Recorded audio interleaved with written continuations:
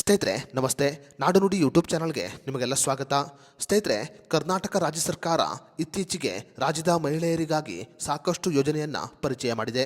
ಕರ್ನಾಟಕ ರಾಜ್ಯ ಸರ್ಕಾರ ಲೋಕಸಭಾ ಚುನಾವಣೆಯ ಸಮಯದಲ್ಲಿ ಮಹಿಳೆಯರಿಗಾಗಿ ಗೃಹಲಕ್ಷ್ಮಿ ಯೋಜನೆಯನ್ನ ಪರಿಚಯ ಮಾಡಿತ್ತು.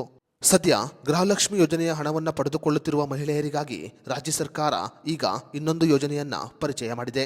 ಗೃಹಲಕ್ಷ್ಮಿ ಹಣ ಪಡೆಯುವ ಮಹಿಳೆಯರಿಗಾಗಿ ಕರ್ನಾಟಕ ರಾಜ್ಯ ಸರ್ಕಾರ ಈಗ ಹೊಸ ಯೋಜನೆಯನ್ನ ಜಾರಿಗೆ ತಂದಿದೆ.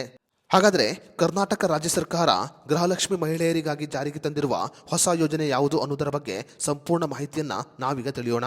ಅದಕ್ಕೂ ಮುನ್ನ ಈ ಮಾಹಿತಿಯನ್ನ ಪ್ರತಿಯೊಬ್ಬ ಮಹಿಳೆಯರಿಗೆ ಶೇರ್ ಮಾಡಿ. ಸ್ನೇಹಿತರೆ, ಕರ್ನಾಟಕ ರಾಜ್ಯ ಸರ್ಕಾರದಿಂದ ಗೃಹಲಕ್ಷ್ಮಿ ಹಣವನ್ನು ಪಡೆಯುತ್ತಿರುವ ಮಹಿಳೆಯರಿಗೆ ಮತ್ತೊಂದು ಗುಡ್ ನ್ಯೂಸ್ ಬಂದಿದೆ.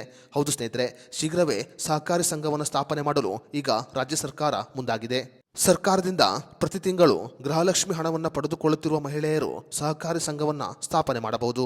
ಮಹಿಳೆಯರಿಗೆ ಆರ್ಥಿಕ ಬೆಂಬಲವನ್ನು ಕೊಡುವ ಉದ್ದೇಶದಿಂದ ಕರ್ನಾಟಕ ರಾಜ್ಯ ಸರ್ಕಾರ ಈಗ ರಾಜ್ಯಾದ್ಯಂತ ಸಹಕಾರಿ ಸಂಘವನ್ನು ಸ್ಥಾಪನೆ ಮಾಡಲು ತೀರ್ಮಾನವನ್ನು ಮಾಡಿದೆ.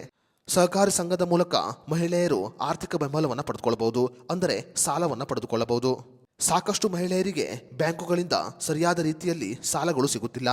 ಮಹಿಳೆಯರು ಸಾಲಕ್ಕಾಗಿ ಸಾಕಷ್ಟು ಕಷ್ಟಪಡುತ್ತಿದ್ದಾರೆ.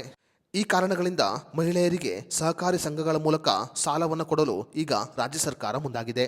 ಸ್ವಂತ ಉದ್ಯಮ ಆರಂಭಿಸಲು ಬಯಸುವ ಮಹಿಳೆಯರು ರಾಜ್ಯ ಸರ್ಕಾರದ ಸಹಕಾರಿ ಸಂಘಗಳ ಯೋಜನೆ ಅಡಿಯಲ್ಲಿ ಉದ್ಯಮವನ್ನು ಆರಂಭಿಸಲು ಸಾಲವನ್ನು ಪಡೆದುಕೊಳ್ಳಬಹುದು. ಮಹಿಳೆಯರನ್ನ ಸ್ವಾವಲಂಬಿಯಾಗಿ ಮಾಡುವ ಉದ್ದೇಶದಿಂದ ಕರ್ನಾಟಕ ರಾಜ್ಯ ಸರ್ಕಾರ ಹೊಸ ಯೋಜನೆಯನ್ನ ಜಾರಿಗೆ ತಂದಿದೆ.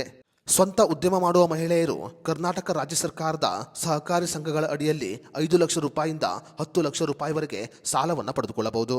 ರಾಜ್ಯದ ಮಹಿಳೆಯರಿಗೆ 50 ಲಕ್ಷ ರೂಪಾಯಿವರೆಗೆ ಸಾಲ ಸೌಲಭ್ಯವನ್ನು ಕೊಡಲು ಈಗ ಸಹಕಾರ ಸಂಘವನ್ನು ಸ್ಥಾಪಿಸಲು ರಾಜ್ಯ ಸರ್ಕಾರ ತೀರ್ಮಾನವನ್ನು ಮಾಡಿದೆ.